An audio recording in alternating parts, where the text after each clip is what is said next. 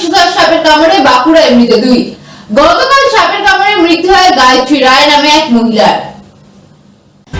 ফের বিষধর সাপের কামড়ে মৃত্যু হলো এক মহিলার। গতকাল রাতে বাঁকুড়ার কোতলপুর থানার সাগরমেচে গ্রামে বিষধর সাপের কামড়ে মৃত্যু হয় গায়ত্রী রায় নামে এক মহিলার।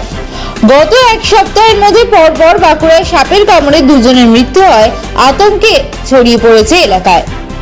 ওই মহিলাকে যখনই সাপে কামড়ায় তড়িঘড়ি বাড়ির লোক বগুড়া হাসপাতালে নিয়ে এলে কিছুক্ষণ চিকিৎসার পরই তার মৃত্যু হয়। মৃতদেহটিকে ময়নাতদন্তের জন্য বিষ্ণুপুর জেলা হাসপাতালে পাঠানো হয়েছে।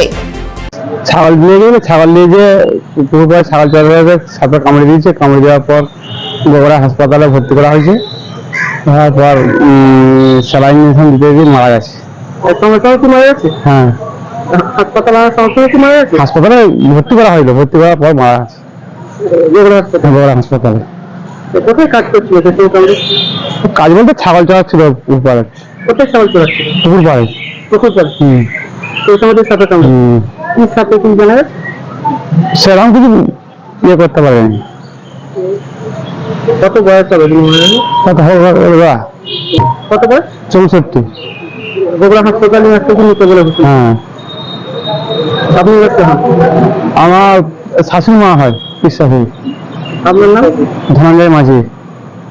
আমরা মাঠে এখন চাষের সময় ধান দিতে গিয়েছিলাম। মাঠ থেকে যখন বাড়ি ফিরি, মা বললো যে সাপে কামড়িয়েছে। পুকুর পাড়াতে ছাগল চড়াচ্ছিল, এদিকে আমাকে সাপে কেটেছে। তড়িঘড়ি আমরা বগুড়া হসপিটাল নিয়ে আসি।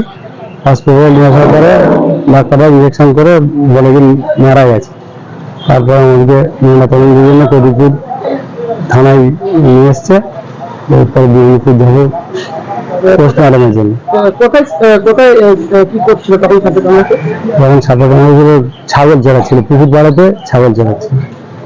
কি সাপে কামড়েছে জানা গেছে? কি সাপে কামড়েছে কিছু জানা যায়নি। রিপোর্ট করার আগেই মারা গেছে। কত বয়স হবে তুমি মারা গেছে? বয়স 64। হ্যাঁ, 64। 64। হ্যাঁ। তোমার কি নাম? গায়ত্রী রায়। হ্যাঁ, গায়ত্রী রায়। বাড়ি? বাড়ি গ্রাম সাগরদিকে। পুকুর পাড়া থেকে ছাগল চড়া নিয়ে গেল। হ্যাঁ, পুকুর পাড়ার দিকে ছাগল চড়াচ্ছিল। সেই সময় সাপে কামড়েছে। সেই সময় সাপে কামড়েছে। তবে বগুড়া নিয়ে আসতে কি বললো? বগুড়া নিয়ে এসে চিকিৎসা করার জন্য ইঞ্জেকশন করেছিল। করার পরেই বলে মারা গেছে।